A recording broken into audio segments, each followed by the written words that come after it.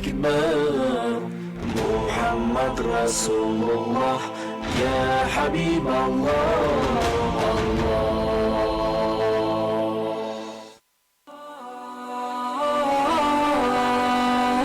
So I spread it, taste it and love it. Prestige Margarine.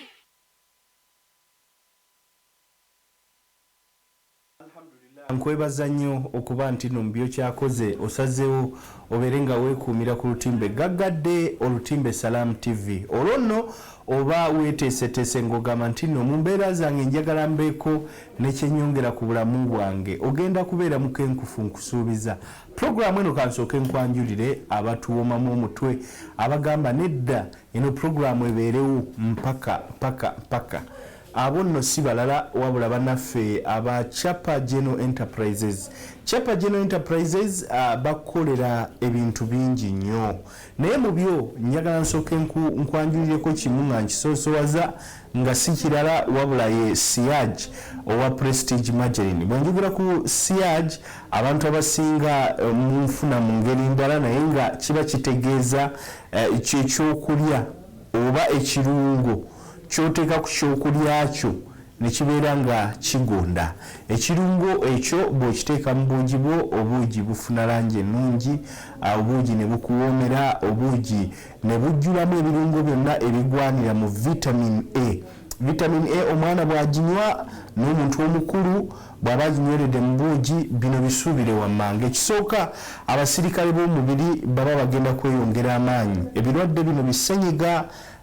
coronavirus ayingidde atawaanya mubiri omubiri guba gugenda kweteekateeka gubeere nga gulwanyisa agalwadde ngaago era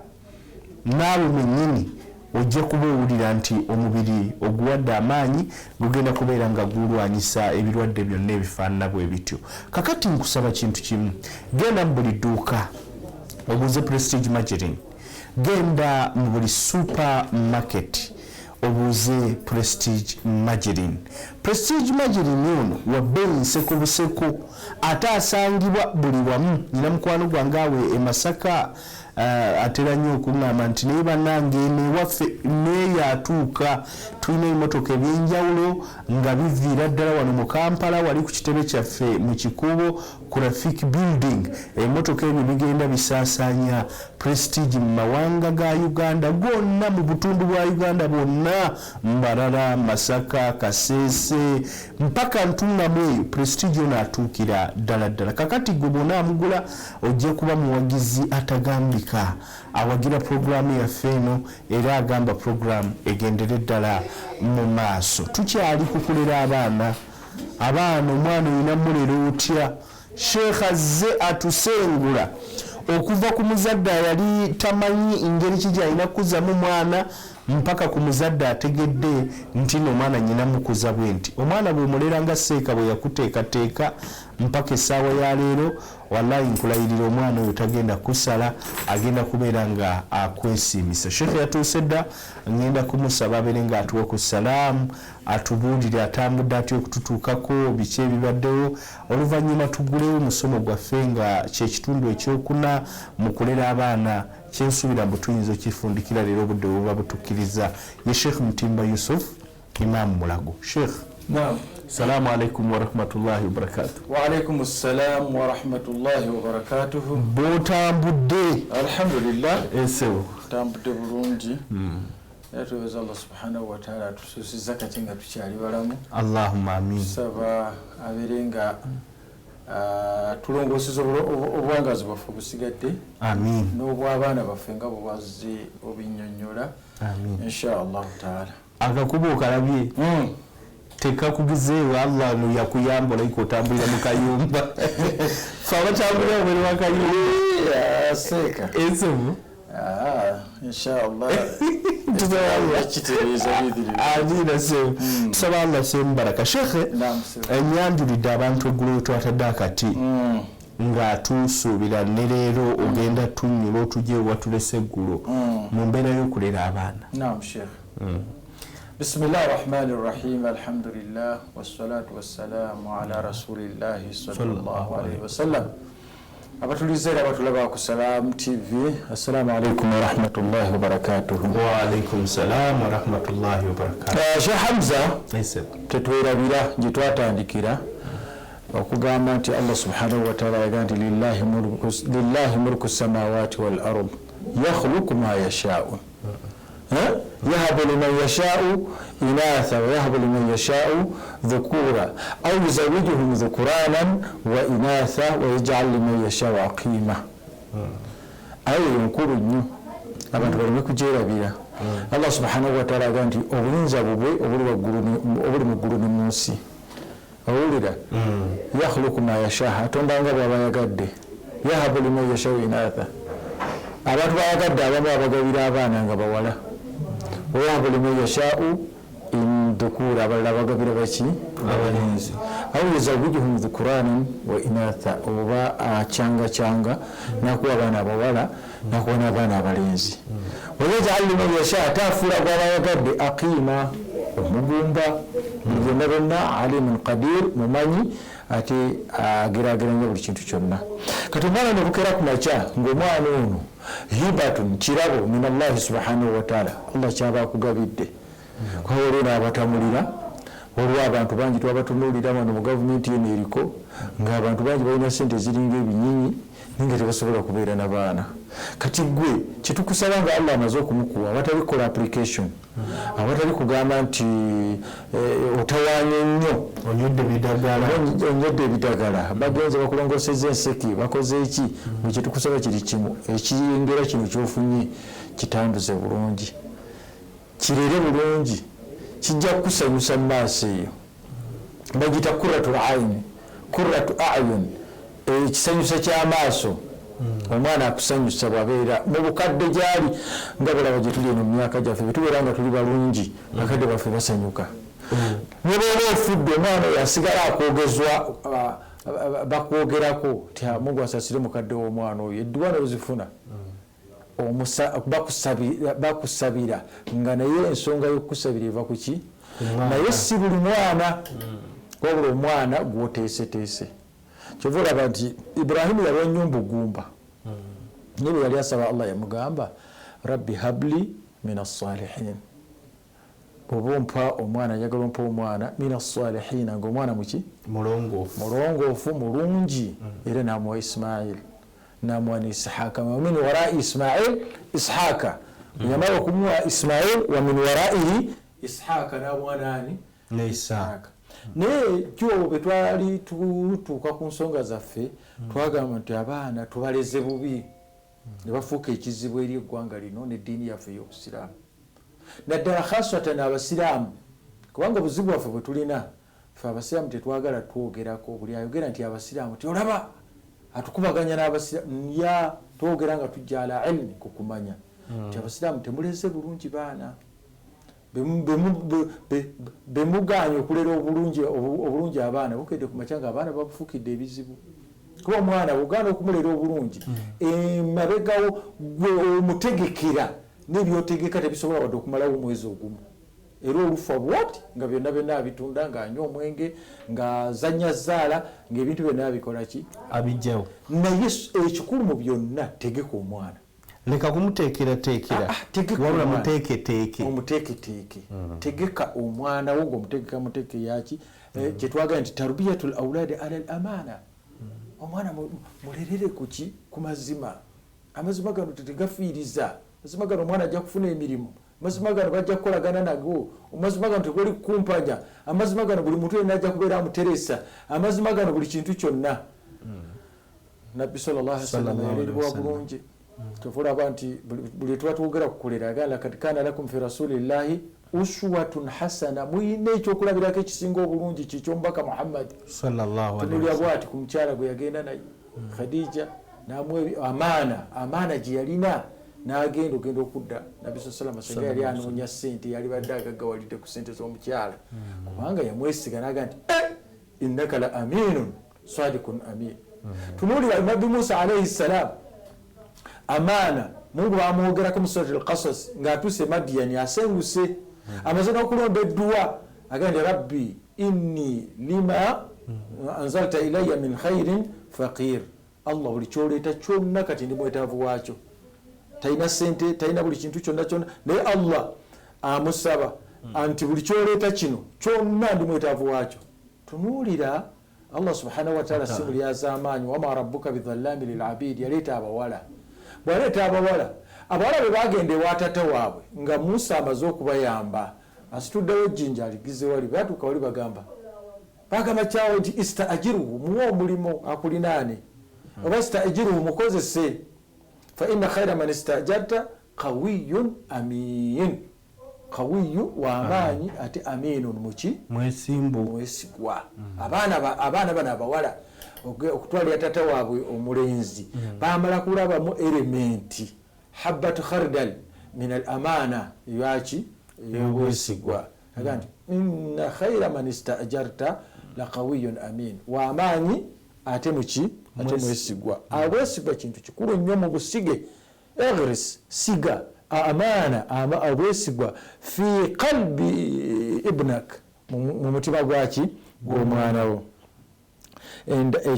Kakyenjagala ate tugendeko, abaana bano mubategeke mu ngeri ya ibada, itiqani al-ibadat. Abaana mubagazise itiqanu al-ibadat, okubeera nga mubalungamya n'engeri ey'okubeera nga bakola ibada zaabwe. Omwana omugadi kwata ebbinika, bafuna bati buzu, bakola bati, bakola bati. Omwana mugambe nti omuntu bw'amala okugenda mu kiku kyetaaga ekinene n'ekitono, la takozesa tipi yokka, wabula akozesa bilma'in. Omugambe nti amazzi ge gamalawo gundi yonna, omuwe buli kintu kyonna, okimugambe kwegamba omwana amanye nti izalatu najasa, okweggyako obukyafu, labudda an tastakhdima au an tastamal, oteeka okukozesa almaan amazzi. Omwana abeere ng'ayiga kaifa yatawalla, ngeri ki gyafuna ewuzu, wa kaifa yusalli, ngeri ki gyakola ki gyasaala. Era omuyigirize baina alharami walhalal, ebintu omugambe nti kino kiri haramu mu ddiini ey'Obusiraamu, kino kiri nga bw'olaba abaana b'Abasiraamu bonna kyemubateekamu nti embizzi teriibwa waka, era bakula ne bwayonooneka ogulagana Musiraamu talya mbizzi, kubanga kyo mwakikola kimwakiga nti embizzi haramu, era abamu mwagirayiranga nti okulya embwa n'embizzi. Omwana n'amanya nti ekintu kyayogera, Sheikh Hamza oba ebintu byenjogera bitegere, omwana n'amanya nti ekintu kino kiki, era mugambe nti omuntu tabba, omuntu akola na mikono gye nga bw'otalya mbizzi n'okubba tobbanga. Omuntu tanywa mwenge, omuntu talya mayirungi, omuntu talya bintu ebyo. Omwana mugari ebyo byonna haramu nga bw'olaba embizzi. Era bw'oba owulira nga olina ekintu ku mwana ky'olaba nga akibinkiddemu butakyagala, na kino ky'oyagala aleke kimufaanaanyirize. Ate kibi nnyo n'okusinga kino, abeere ng'akola ki, kubanga gwe mulezi asooka ow'omwana gweweereza eri eggwanga. Olwali Sheikh Hamza tukkiriziganya amawulire gafuluma, bannamawulire mmwe n'abakuba amawulire g'empapula tebawalana Basiraamu, nze kikakasa, wabula ebikolwa byaffe bye bituwalanya. Ebikolwa byetukola enneeyisa, ate nga mwewaana nti muli bantu baki batukuvu. Kati ffe tulina enneeyisa embi. Kati gwe genda nze nkugamba tigenda wano ewaffe Kawempe wano, ababbi bonna abasinga be ba Muhammadu, ba Bashiri, baani. Toyinza kubala bintu bisatu bina. Owulira waliwo juza awo amawulire wegakuba nga olaba combination y'Abasiraamu notunulira Mama Abbas, eri Mama Abbas, Umaru n'omulala simanya yalyani, nga bonna Basiraamu, combination nga Basiraamu. Mama Abbas, Mama Umaru oba yakola ki? Mama Umaru yali alunda mbizzi ku bizinga. Mama Umaru kituufu gajjukira nga alunda mbizzi. Abbas najja n'azibba, Swaibu n'azitika ku lyato. Kati ya combination eyo ate osanga Muhammadu ye yatunda, osanga Muhammadu yakola ki? Ye yatunda. Kakati abamawulire bajja ino bakigere tebatuwalana, tebabawalana. Enkuza yammwe ey'abaana mbi, enkuza y'abaana ki mbi. Togamba munnamawulire, ye munnamawulire akuleetera egundo. Era omwana ne bambuuza gwani, ze Shafiki, gwani ze Khalidi, gwani ze gundo. oba beetuumye olumu tebeetuuma mannya gaabwe, kubanga ekisooka tulina okwongeramu amaanyi mu kuweerera abaana nabagamba wano teriyo muntu akuba jjinja nga mwana muki nga mwana okuva mu senior 6 mpaka okugenda waggulu esente zazinoonyeza eno mu bikompyuta era eno abatali nnyo kulumya naye ono akuba ejjinja asala ne makansi gundi amadirisa ayingire abaana bakoma mu P2 P3 tebasoma kakati tarbiyatul aulad okulera abaana nga mubalera ala ddiini ku ddiini oba ala itikani libadat okwetegereza ibada kyova olaba nti balokman bo bajjangayo ensonga ya bunayya wa aqimi salata yimirizaawo ki eswala ya bunayya wange gwe mwana wange la tushiriku billah togattanga katonda ekintu ekiki ekirala ye nga amukuumira muki mu ibada nabbi sallallahu alaihi wasallam bwe yatambula ne agundi nga bwe twamutunulira bwe yatambula ne ibn Abbas namuga nti ya gulam wange gwe muvubuka gwe ihfazillah wekume nnyo katonda yahfazuka ne Allah ajja kukola ki ajja kukuuma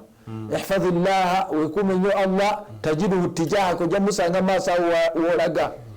naga nti agundi namugenda nga amulelera mu bigambo byaki kuba naye yalera yalina abantu bwaba teyalina baana bangi yalina abaana babasahaba beyabeeranga nabo naye gwewo omuleredde kuki owulira ekyo mulerera abaana nga mubayigiriza kaifa ngeri ki gye bayinza okutambuza mu eddiini yaabwe ensonga endala Sheikh Hamza wange abaana tubalirire ala adabu lislam adabul islam empisa z'obusiraamu adabul islamiya empisa zino ez'obusiraamu nkulu nnyo omwana olwaye mubaleze ng'omwana mugamba buli lwayasimula nti excuse me nga ye kyamanyi excuse me naye mpisa kuba oli mutusomesa mpisa excuse me kitegeeza mu nsonyi anti waliwo ebintu Allah subhanahu wa ta'ala kati bakusonyiwe ki bakusonyiwe oyasoma okole ki obakubya amalusu bagambe nti okusonyiwa bagambe nti oba okoze zambi okusonyiwa oluzungu omanyi nze nditegeera bwange owulira naye nti excuse me nsonyiwa oba afuwan samehni nsonyiwa kiba kitegeeza nti olina ekintu kyokoze kitali kirungi n'okwasimula tugamba tutya omwana omusiraamu mugambe nti bwayasimula agambe nti alhamdulillah kubanga amatende gonna ga Allah kubeera omukka guno nga gwayesimudde ekintu kigandidde yayinza n'okufa oli namuddamu amulyananga nti yarhamuka Allah mungu akole ki akusaasire omwana omuddamu oga nti gwe wakuba yarhamuka Allah gamba nti yahdikum Allah yaslah balakum omwana akule nga akikola ki excuse me aba akoze eki mbadde manyi nti nabo basinzira abaana mukole eki mubayigirize omwana nti omuntu omusiraamu yenna bwayasimula gaa nti alhamdulillah kubanga omwasi guno guyinza okugaana sheekh n'okutuka n'ofa okwasimula era okwasimula si kintu kya sheitaani ngaokweyayuuya okweyayuya atathaub okweyayuya mina sheitaani ko kwaki kwa sitaani naye amma ats naye okwasimula kuno okwo min Allah kuva eryani Allah subhanahu wa ta'ala kivuga alhamdulillah mateeka gaki omwana muyigirize nti bw'oba wagenda mu baitul khala balina egundi Allahumma inni a'udhu bika min al-khubuthi wal khaba'ith kubanga fenna tukikakasa nti ofiisi y'amajini eririddawa era ekyovola abantu bangi nnyo babasanga mbinaabiro nga bafudde bwebaza tebakubeera nti nekirabiro kiri mu nyumba amajini gavaamu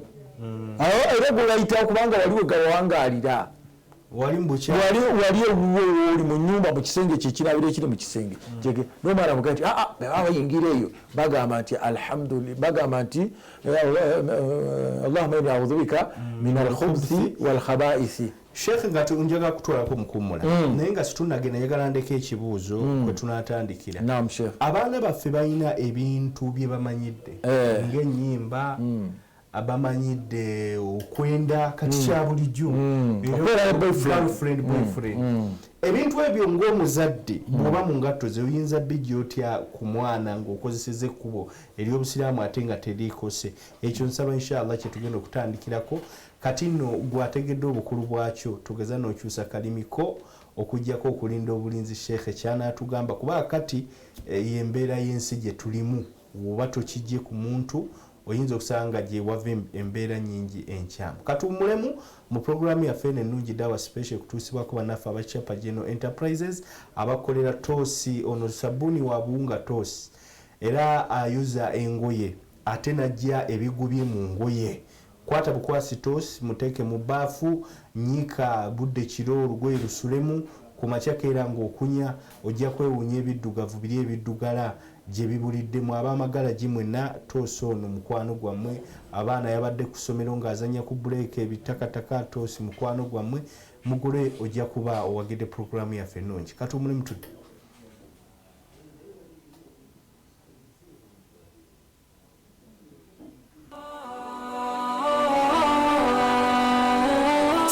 Spread it, taste it, and love it. Prestige Margarine.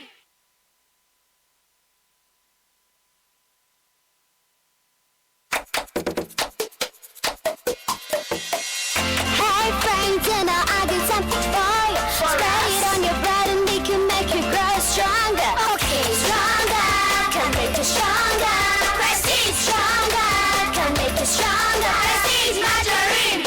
You gotta spread it, taste it, love it. Prestige Margarine is good for everyone. When you eat it, it makes your body grow strong and healthy. So always spread it, taste it, and love it. Prestige Margarine.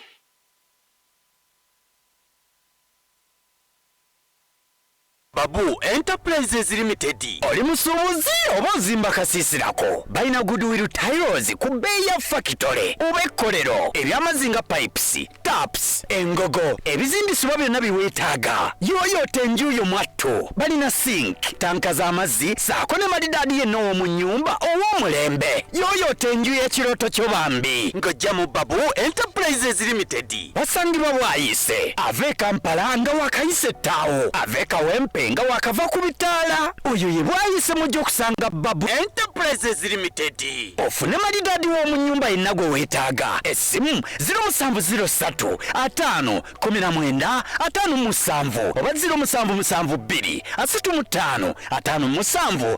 02 buli ayagala okuwunda enju ye Babu Enterprises Limited. This is how we play. Play with power. This is how we do it. How we put a team together. This is how we pass on greatness. Because with this team to inspire us, there's nothing we can't do. Play to inspire.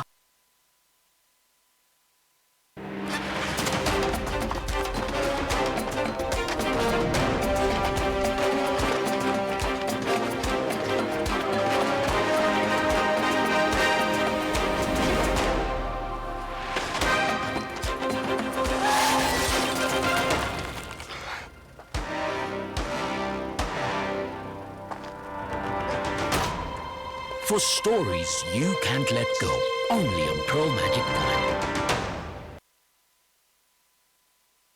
Tukyayongera okutuukiriza bitweyama anti wulira Salam Community Barazas eno enteekateeka gye twakusuubiza era etuuse mu kitundu kyo kati ogenda kukuka mu nkulaakulana ebyenfuna okuzzaamu essuubi oyongere amaanyi mu byokola saako okutegeera eddiini yo. Salam Community Barazas yakubeera mu bitundu ebyenjawulo nga Iganga, Mbale, Kabalole, Mbalala ne Kampala buli lwa Sande olusembayo omwezi era nga naawe ali gy'oli oli wakujootabulira ku Salamu TV butereevu jangu ofune ekyenjawulo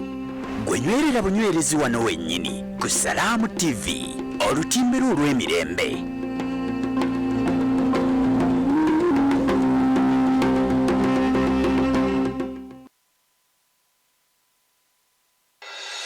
La ilaha illallah Allahu akbar Muhammad Rasulullah Ya Habib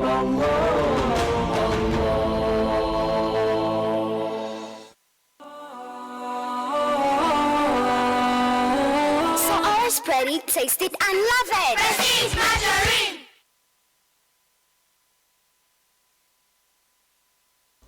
weebalege okuba nti mu byokyakoze kwe kubeera ku Salam TV olutimbe olukukyusa mu mbeera y'okubaako n'ekyoyiga. Kakati programu eno nnungi ekutuusibwako abannaffe abachapa General Enterprises baayo nekyogula nkugambye baayo nekyogula bw'onaabaako nekyogula ojja kumanya nti neno program yiyo ddala atuwagire ekintu kyaffe tewali mugwira ajja kujja tuyigiriza kwagala kintu kino. Njagala banjulira Solio kekano akabiriiti kano Solio okakuma ate ne bwoba mu nkuba nekkuba ng'okakutta okuma Solio ono tagenda kubeera nga azikira olw'obulungi bwakoleddwamu. Mubaamu obuti 45 beddu era bbeeyi yako nseko buseko. Genda ogule Solio ono bw'onaamugula ojja kuba owagidde Chapa General Enterprises. Buli alina akabiriiti ka Solio ewaka oli muwagizi wa programu eno etambula. Mu buli dduuka mulimu Solio, mu buli supermarket mulimu Solio. Ayagadde Solio oyinza otusanga wali ku Rafiki Building mu Kikuubo onoonye edduuka lya Chapa General Enterprises ku maka gaffe tujja kuwa mu bungi. Kaakano akabiriiti gwe kagule buguzi ebirala osirika osabe Katonda akwanguyiza ebyo kuba otadde mu program dawa special akasente. Sheikh naam sir tugenze mu kuwummulamu n'ekibuuzo kyo n'ekibuuzo kyange nti omuntu alina abaana okubawewaza ma dhahara min alfawahish kuba ennyimba kati ziri buli naam tukube tuvume tubasibe kuba babyagadde nnyo seeka ebintu byonna omwana nga mukwano gwo agenda abikendeeza mpola nga naye omujjeeno wansi ng'ogenza omwekesa obulabe obuli mu bintu ebyo era kyova otunuulira nti abaana bonna teriyo mwana ali mu nasale mu primary ayagala kusoma naye ogenda ozimba obwongo bw'empolampola ng'omutunuuza ku birungi abantu abakoze eki abatuuse era bw'omujja ku TV omugamba nti va ku TV abolaba ku TV bonna baasoma naye bwe baalinga bato nabo balwananga bakole ki babeere ku TV nawe kati vaako ogenda okole bwoti ne bwoti ne bwoti okole homework okole buli kintu kyonna osobola omwana oyo mutendeka n'omujja n'ogenda ng'omugamba ebintu nga bwe bitambula mpola mpola okusinziira ku myaka gye kati ng'abakyala ebiseera ebisinga babeera nnyo n'abaana baabwe abawala babanyonyola ebintu bingi omuntu bw'agenda mu piriyodi alina kukola bw'ati omuntu bw'akola bw'ati nabuga nti mwana kati okuze teweepankirako tewabaako kino ekitonde bwe kikwepankirako results ze zino okiraba kati gwe n'ogenda ng'okola tarubiya okulera abaana kubeera wakati w'abantu ababiri maama ne taata era omuntu halak kuzikirira kw'amaanyi omuntu okubeera nga maama we teyafa n'adduka mbufumbo n'agenda n'alekamu abaana tarubiya eyo era ogiraba mu baana n'abazadde abaali ababiri ne bakola ki ne balungamya abaana baabwe nti taata bw'aba agayaddemu maama akola ki asobola okugenda mu maaso naye kyemudde kugamba nti abaana abo ffe nnyini ffe tubagamba omugamba ennyimba noga nti ennyimba oziraba naye temuli mu kalungi owulira wadde zikunyumira essaawa eno wadde otambula otadde obuntu mu matu wadde okola ki naye kola ebintu bye bijja okugasa betulo tuze tuzimba abaana obwongo bwabwe omwana w'ennaku zino omugamba ekigambo ekyo kimumalira anti tarbiya charity begins at home owulira charity kyebayita okugunjula begins at home kutandikira waka so si masomero maama kyokola ne taata we kyokola ne taata kyakola omwana ono kyagenderako abarabu waliwo olugero lwabwe bagamba nti bwabeera nga rabbul bait fuufan nga mukubi w'amataali nga taata mukubi w'amataali kitegeeza abaana balina kuzikira buzikizi tebabuuza nti ate oyo mwana wagundi wakaliifa owulira era naye oluvaayo nga ajjaako olubya n'omuzindaalo naye amataali ndoza olesebulesi kyakulabirako nti gwe bwobeera omwononefu n'abaana bo boononeka abaana boolirwa bagamba nti gwe olina kudda ssaawa 7 z'ekiro era nabo bajja kikwata nti omusajja adda ssaawa 7 za kiro abaana bo bagamba nti omukazi awaata emmere agifumba akola ki era nabo bajja kukula nga bamanyi nti bwe bawummula bwe bati nga balina timetable ti olwayo gweyoza ebintu kati olwaleero waliwo okwonoona okwabakyala kwe boonoonyemu abaana naddala ate abakyala abasiraamu omwana bwabeera hafizul Quran tayoza bintu omwana ng'akutta ekitabo kya hafizu moving Quran si batuufu mbukula ntesimula nyumba ekituufu ate nga nabbi kwe yakkiranga yalinga atukana yarkau thawbahu wa yakhsifu na'lahu yalinga yeke nyini yarkau thawbahu ng'akuba olugoye lwe okuluddaabiriza yetungiranga engoye nga n'engatto zazikuba eddagala akati gwogamba Qur'ani gwe yakkako ate gwogamba onaagikwata obukwasi nga n'oluusi n'amakulu tagamanyi kyova olaba bakuze baba nga tebalina mulimu tebalina mulimu gwe basobola kukola abaana abo ate olugenda mugundi olutandika okuliga amalala galinga amalala bukeera ku makya nga batandise ikhtilaafu lmasaili kubanga waliwo n'abalala bamaseka tulowooza nti bamaseka buli asoma obwaseeka waliwo omuntu olwokuba teyatendekebwa bulungi nga ajja kujja kuba ekigambo awo bwebbu ekigenda okutabula umma nga seeka oyo naye omuteeka tarubiya ebambi tekuba kusoma nnyo omuntu asoma kubanga dokita si buli kye basoma gwe n'okitegeera nti ojja kireeta mu bantu si buli kyosoma kubanga waliwo byosoma ng'ebimu nsonyi okugendako eyo waliwo ebintu byosoma ebimu ng'olina okusirika ng'olina okusirika nabbi sallallahu alaihi wasallama lwakuba abantu tebagala nabbi sallama yagamba yali ne Mu'adh bin Jabal namugamba nti ya Mu'adh abasome ne batawhidi bennyini ya Mu'adh omanyi obuvunanyizibwa bwa Allah ku baddu n'obuvunanyizibwa bwa baddu ku Allah namugamba nti Allahu wa rasuluhu alam Allah n'omubaka bebakola ki bebamanyi namugamba obuvunanyizibwa bwa Allah subhanahu wa ta'ala ku baddu be bwe butayingiza muntu muliro oyo atamugattako kintu kirala n'obuvunanyizibwa bw'abaddu ku Katonda butamugattako kintu kirala haqqullahi ala al-abid wa haqqul abidi ala Allah kakana gude Mu'adh bin Jabal namugamba ala ubashira an-nasa bihadha namugamba la tubashiruhum ya Mu'adh fayattakilu tobagamba baleke ku mbeera gye bakola ki gye balimu kubanga bayinza okukivaako bakole ki ate fayattakilu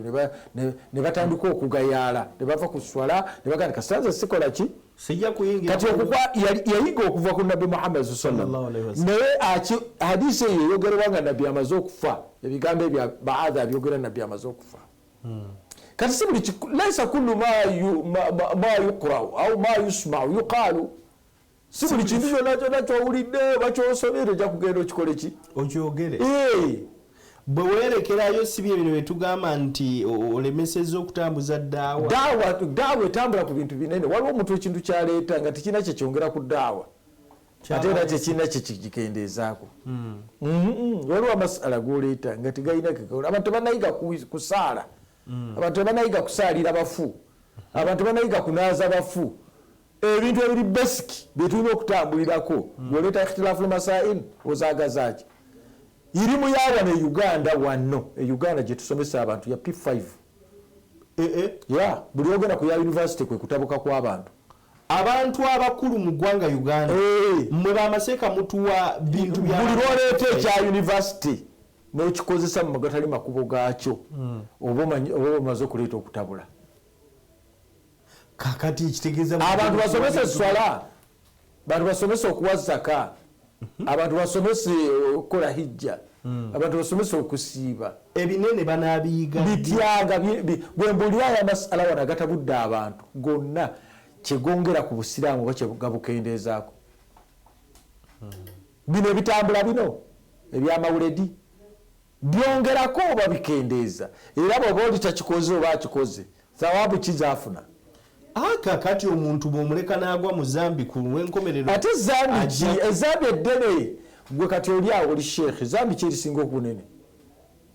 erisinga obunene kugatta Katonda ndooza kugatta Katonda kintu kirala kyo kinywedde mu ggwanga abantu obutagatta Katonda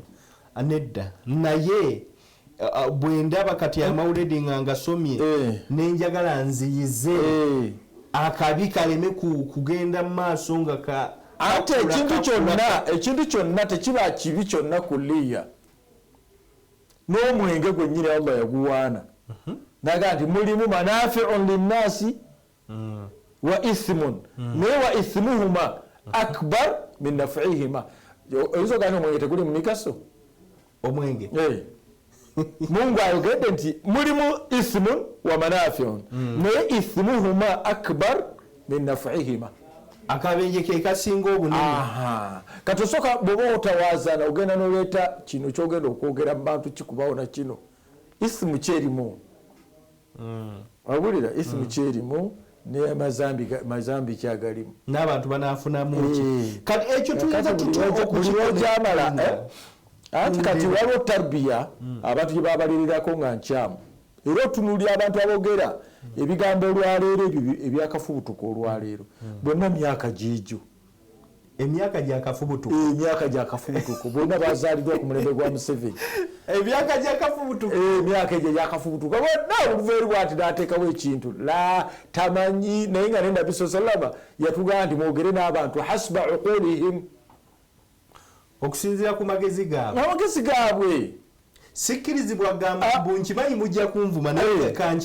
kankibabuulire ekimanyi kijja kukola bwoti ku yaumu Hunain gazwatu Hunain Nabbi sallallahu alaihi wasallam fatih Makka abantu iqra'u tarikh musobe byafaayo ku fatih Makka ate bino ekyebukisa obulungi biri mu bitabo byabwe oba ebitabo byaffe byetusobe bya tawhidi ate byonna bibagamba nti babitegeera okufatira Makka Nabbi sallallahu alaihi wasallam abantu bagenda balina dhatu anwat omuti kubawanika ebitala nga tebanayingira busiraamu manyi Fatih Makka bwe yaggwa ne Gazwat Hunain bali kumpi nnyo kakati abantu bano bayingira obusiraamu nga bangi era basahaba ne bagamba betuba tubadde tuwangulwa lwa butono olwali tugenda kuwangula abasajja bano nabo bakitegeere naye abasajja bwe bali bagenda balina enkola yaabwe eya dhatu anwati omuti kwe bawanikanga ebitala byabwe naye bagenda Nabbi sallallahu alaihi wasallam nti ya Rasulallah ij'al lana dhatu anwat tuteerewo omuti naffe gwe tuwanikako ebitala kama lahum dhatu anwat nga bali balina omuti kwe bakola ki kwe bawanika ebitala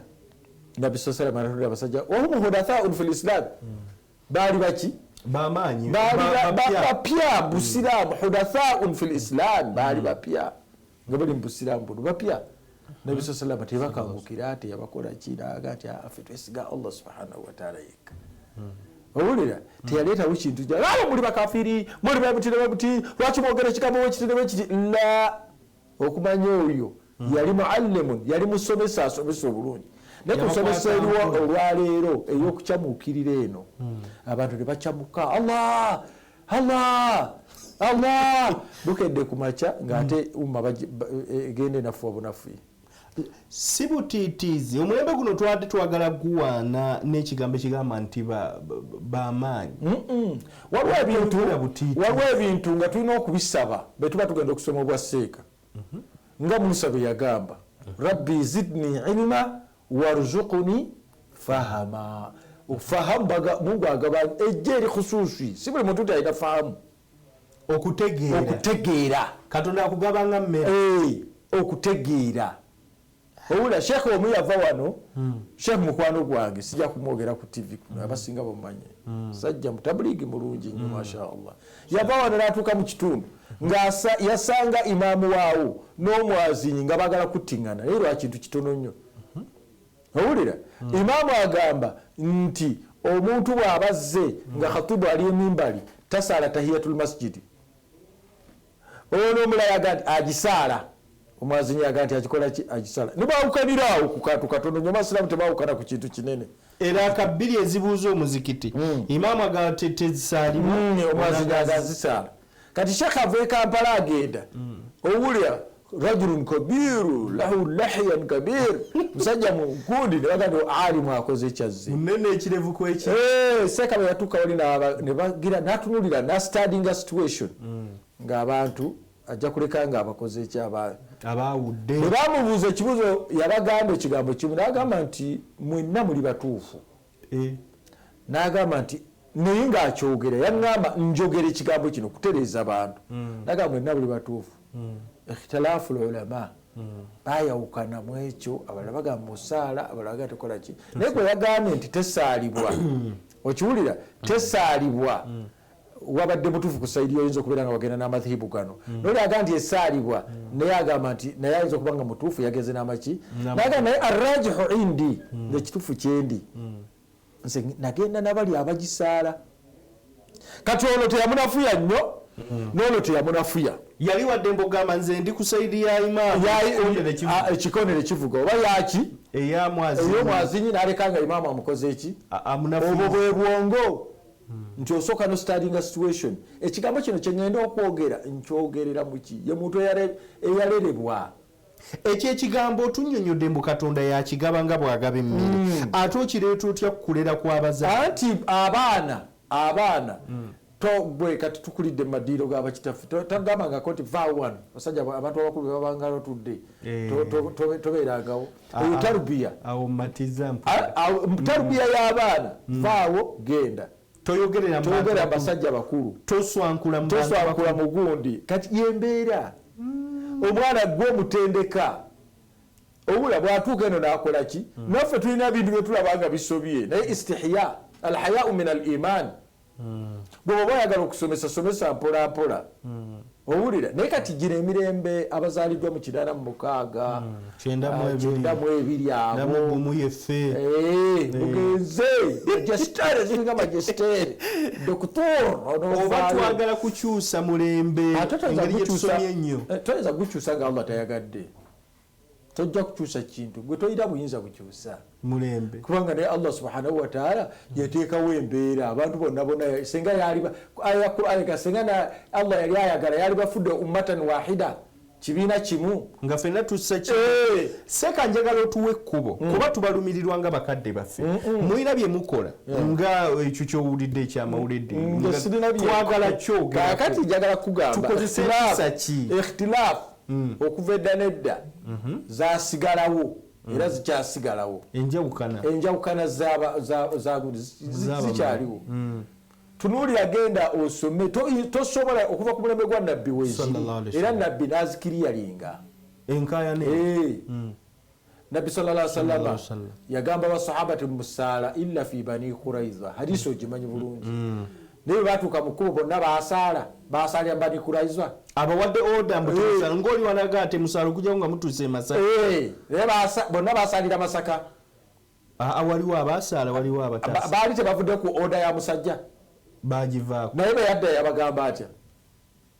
kuba yaleka obusiraamu buno nga buli open mani jitahada omuntu bwanyiikira wa aswaba nafuna falahu ajran ayina empeera mmeka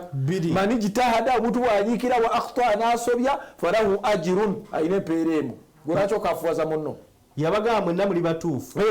kati naffe yenkola gye tuba tukolanga abantu mudde ku bibakwatako mudde ku bibakwatako muve ku bintu kakati njagala kugambayo ekintu kino kimu nti ffe nyini ffe tubuza abaana shekhe gundi abaana tubayigirize omwana bagenda okulya ogambe nti samillah soma bisimillah teri muntu alyanga nti ava eri afubutuka bufutusi samillah omwana akiyige muno gwe mulundi ogusembyeyo bw'onoba tosomye bisimillah sigenda kukuwa ki naye tojjanga kulya mmere ojjanga kulya nga ffe tumaze omwana akule nga akimanyi nti bisimillah fecha kati ku ssaawa eno nze bwe sikyogera mpulira nikyavaka nga batendeka kuva mu buto gwe jjajja wange Dorotia si musiraamu yafa naye olwokubeera ndino maama yafumbirwa mbasiraamu maama wange nti ye yali musiraamu jjajja yazaala maama mbasiraamu maama nga musiraamu kakati naye twagendanga ewaaba jjajja naye nga jjajja twasobola mukatuliki Dorotia nga tosobola kulya mmere nga tosoma bisimillahi kuba ye enkola ye owulira eno eyo yebisimiye gyatandikira bwe osome bisimillah jjajja nti ekale lya olaba omwana bwe bamutereka mpaka olwayo nekitukuliramu era olaba buli kintu kyonna bisimillah n'ebirala bifaragana bwe bityo omwana bwamala okusigira leka kuvaawo nga nte gamba alhamdulillah webaze ku Allah alhamdulillah tukuze twebaza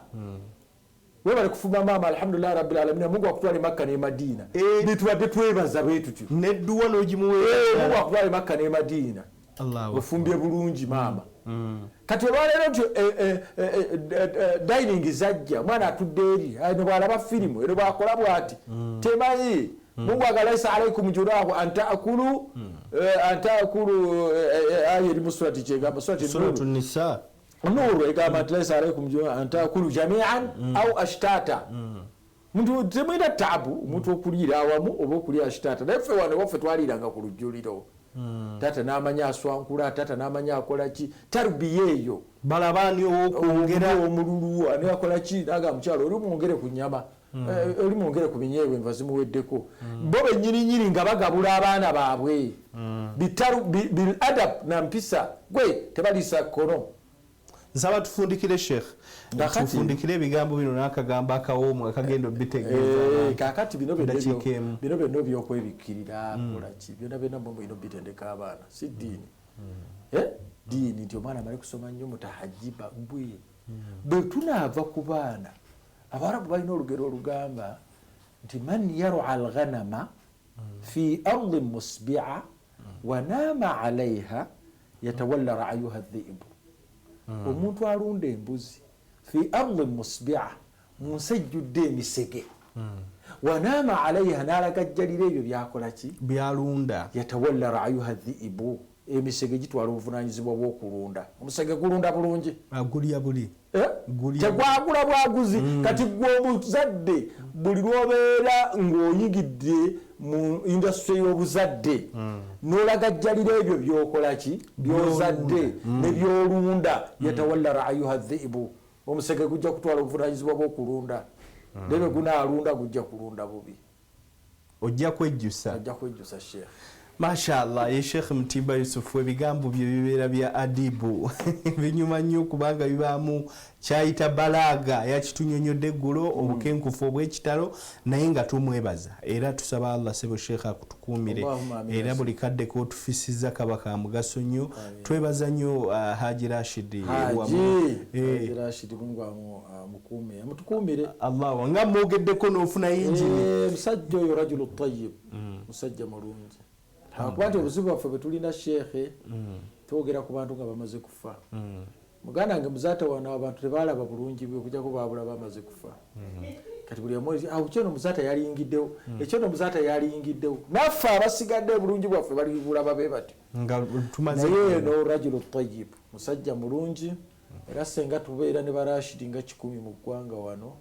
daawe eno yalitambudde bulungi alhamdulillah daawe yalitambudde ate abantu balyegadde kubanga kizibu nnyo okufuna omuntu ng'alina akasente atalina takabbulu nga tali mukwekuluntaza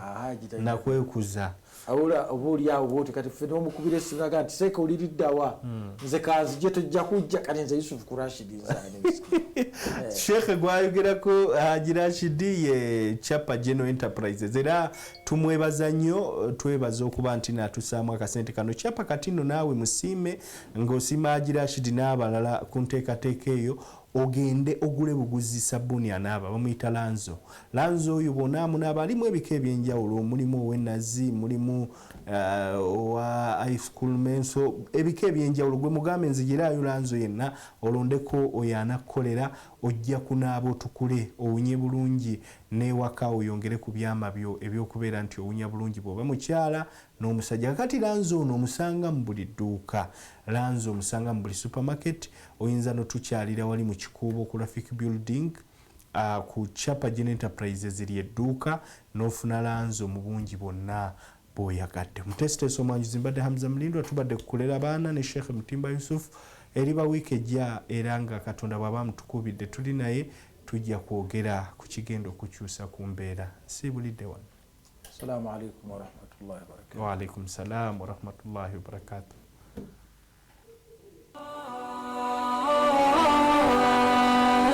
So I spread it, taste it, and love it. Prestige margarine.